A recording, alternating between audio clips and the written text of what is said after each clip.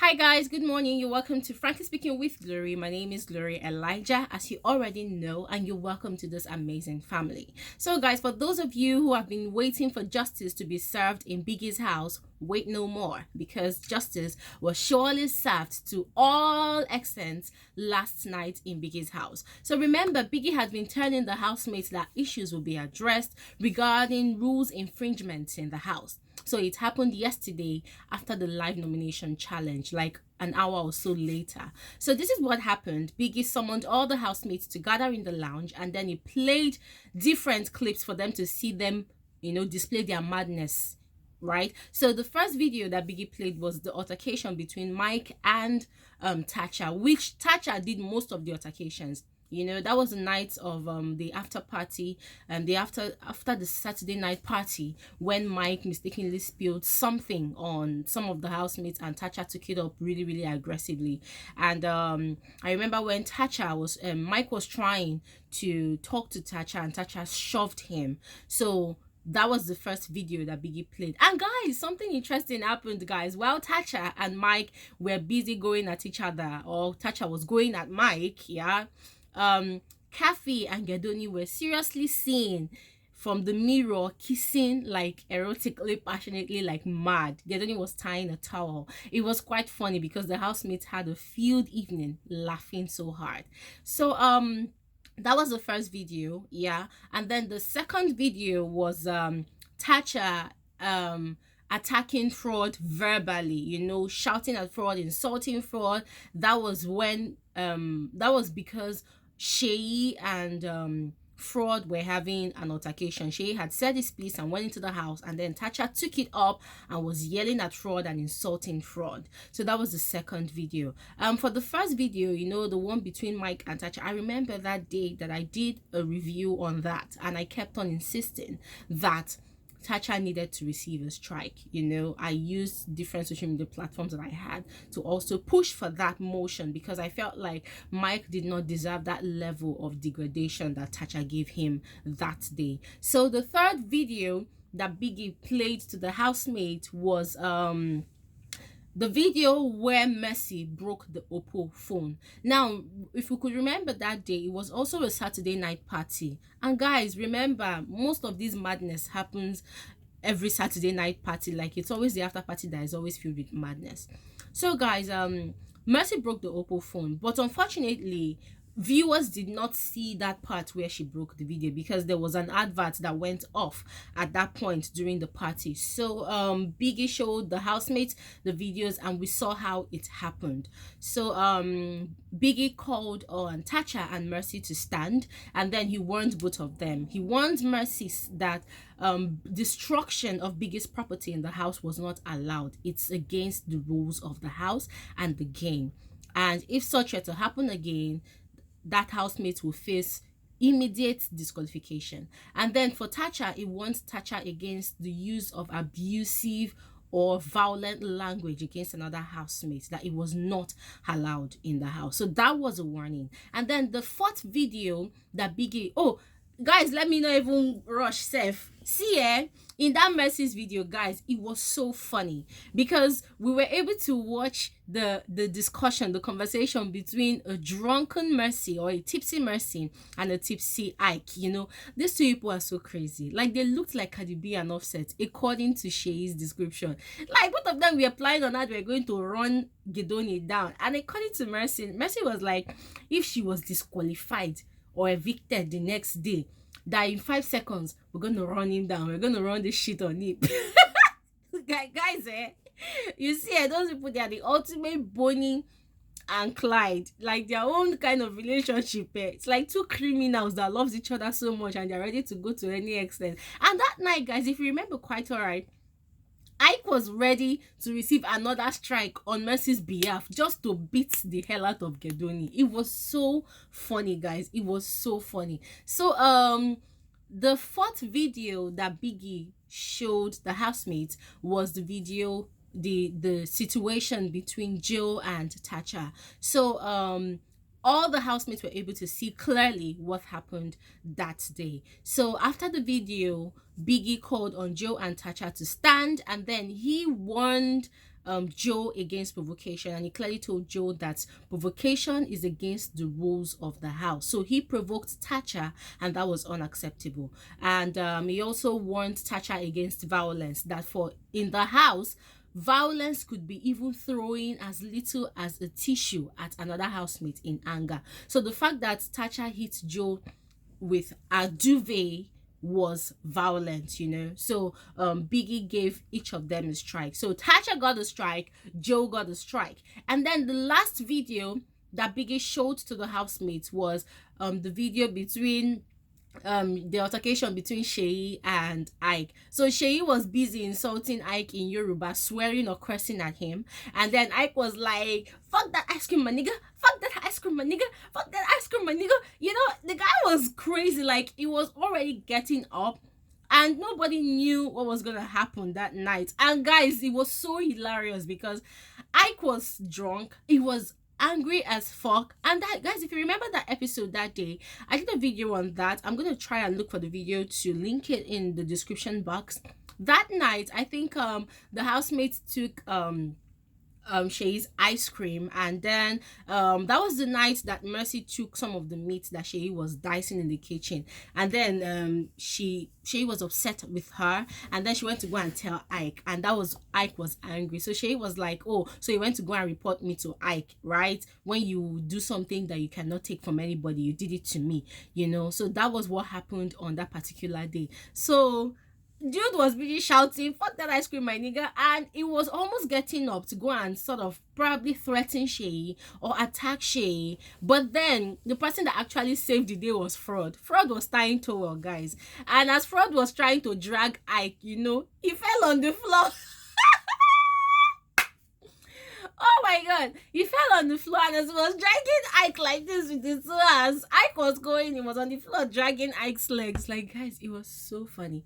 The housemates were laughing so hard, you know. But at the end of the evening, Biggie served Ike another strike. Gosh, guys, I am so sad for Ike, and I am so scared for Ike because Ike already received the strike. That was the night that Omashola's coins were stolen, and he acted crazy, right? So that's 2 strikes that Ike has received. Now if he receives a 3rd strike, then he will be automatically disqualified from the show. So all the housemates were shook by what happened, and those who loved Ike were actually scared for him, so they started giving him words of advice that, look, please don't do this, you know. So guys, that was what happened. Though, for those of you that have been looking for justice have been served. Another interesting thing that happened again, guys, Joe apologized to TACHA, and TACHA did not accept the apology because for her, Joe had said it consistently that he knew what he was doing, it was intentional. Even Biggie mentioned it, that what Joe did was intentional, you know, because it needed result, you know. So TACHA was upset with Joe, like, you knew what you were doing, you wanted me to get a strike, you even said it the next morning that you wanted me to get a strike, and even after that day we had that issue, you kept on tormenting me. So now we've gotten a strike, so why are you apologizing, you know? So Mike and Shay were talking to TACHA that, look, if the guy greets you, just answer him, and I think he's trying to make up for what he did, just give him a chance. So TACHA was like, well, let's see how it goes. That for her, she's not going to go and meet him for anything. If he wants to come to her, let him come to her. So guys, that was what happened. So another issue I want to talk about is guys, our dearly beloved Khafi is in a lot of shit at the moment. Khafi is in a lot of problems right now. So the Sun newspaper in London, or in the UK, posted on their front page that a cop, a Nigerian female cop that was born and raised in London, had sex on a reality TV show in Nigeria. Guys, that did not stop there. Then the Sky Television, or the Sky Channel, did they have this programs that they do about reviewing newspapers on TV, on their channel rather. So they did a review of that issue, and one of the hosts of the program said that, and the fact that Nigeria's population is going to be hitting 500 million in a few years time is another issue. And then Khafi having sex on national television is not just the issue, but the fact that she did not use contraceptives is actually the issue. So they are even insinuating that Khafi is probably 1 month pregnant already. Like, guys, oh my god. And then the police department that Khafi is working with, they also released the report that Khafi actually asked for permission to go to Nigeria to partake in the reality TV show, but she was refused. Her permission that she was asking for was rejected, but she left anyways and went for it, meaning that she's going to be facing disciplinary procedures or actions when she returns back to London. So guys, what this means is, number one, Khafi's position or job is highly at risk, and she's going to be facing a lot of disciplinary actions, or let's put it as punishment, when she returns back. Guys, I don't know, but Khafi's face is all over UK right now as that Nigerian girl or police officer that left her job and came back to her hometown to come and have sex on TV. So guys, it's quite sad. I feel like those people, I don't want to say that they have no right to do that to her. I don't know, because already here in Nigeria it has already happened. Yeah. But then one other thing I will say is this. I am not pointing accusatory fingers right now at Khafi, but I'm going to say this, guys, that this is that point where we all have to think about it. That whatever we do, we should always remember the aftermath or the repercussions of it, you know. I feel like Khafi coming into the Big Brother house, you know, I feel like she should have focused on her game. Nobody says you shouldn't date anybody in the house, but if only she didn't have sex. I don't know, guys. What do you think about it? Question of a video: do you think that the Sun newspaper and the Sky channel have the right to do what they did to Khafi? And do you think that Khafi deserves what she's gonna get after the show? Do you think that that the police department that she works with are doing the right thing, or are justified by giving her a disciplinary action or punishing her when she returns back to London? I do not know. What's your own opinion, guys? I need some help and answers here, so comment your thoughts down in the comment section below. Another interesting thing that happened yesterday, guys, a lot of you were asking me to talk about it, so I will talk about it. So yesterday, after Sheyi won the Head of House challenge, he invited TACHA to come and, no, he asked TACHA, are you game? That's when Biggie asked him to pick a housemate to share his HOH room with. But TACHA declined. And then he chose Venita. And then the internet went crazy. Like, what's wrong with TACHA? That when Sheyi chose Esther, TACHA was upset. And now Sheyi has asked her to come along. And then she refused. I'm going to say two things about that. First of all, Biggie asked Sheyi to choose someone, not to ask a question. So Sheyi asked TACHA, and TACHA has a lot of pride. So being asked that way, TACHA will not accept. The second thing is, TACHA is the leader of the Icons. That's the red team. So they made her leader of the team anyways. So I don't think it would be sensible or reasonable for the leader of a team to go and start living, you know, in quotes, living in the camp of, in quotes again, the opposing team, because I feel like it's going to demoralize the members of her own team. So I feel like TACHA made the right decision. She did the right thing, and that goes to show that she's very, very group conscious, and that's one of the key components of a leader. You know, you sacrifice your comforts for the strength and morale of your people, your team, your followers. So I think she did the right thing. She made the right decision.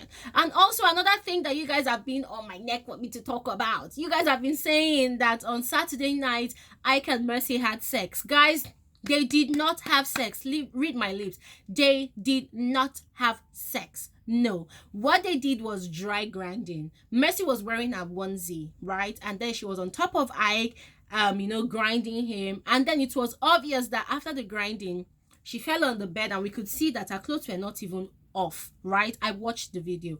I saw it. They had a very crazy, intense smooching and kissing session in the bedroom, in the closet. And when they were kissing and smooching in the closet, let me not lie, Ike suck breast. Yes, I saw that part. Ike suck breast. But at the end of the day, Mercy intentionally made Ike to have a boner because she really, really aroused him. So Ike had a very crazy boner. He had a very serious erection. Yeah. And then when he was trying to pull Mercy for them to continue, Mercy pushed him and ran away. And in the process of Mercy pushing him, he hit his body on one of the closets, and his wrist hit one of the cupboards there, and his wrist was aching him. And then that was when he turned and I saw his erection. So Mercy aroused Ike. They had a dry grinding, but they never did have sex. And the next day as well, they also talked about it in the garden, and Ike was like, no, I would never disrespect you like that. I actually really wanted to do it, but I would never disrespect you like that. And I was also scared if you were going to hate me or like me still, or whatever. So guys, I have cleared your doubts. They did not have sex, though they kissed and smooched and did all manner of crazy touchings, but they did not have any penetration sex. So that will be all for this morning's episode of Frankly Speaking with Glory, guys. I'm sorry it took so long, but I needed to cover up all the crazy gist and crazy information that happened yesterday evening alone. So guys, if you're new to my channel, please don't forget to click on the red subscribe button to become a part of this family. And if you want to join the notification gang of always being the first person to get alerts of my videos, it's quite easy and it's for free. Just click on the white bell button. See that white bell that's right beside the notification, the subscription button. Just click on it and automatically you will become a part of this family fully. Subscribing to this channel is not the only way to become a part of this family. Clicking on the notification bell gives you legit identity as an FSWG Pekin or Papa or Mama. So guys, kindly do so and let's sail away. Tonight, guys, I'm going to look out for more interesting gist and then give it back to you as it is hot. So, guys, look forward to another video from me tonight. And that will be all for now. Bye-bye.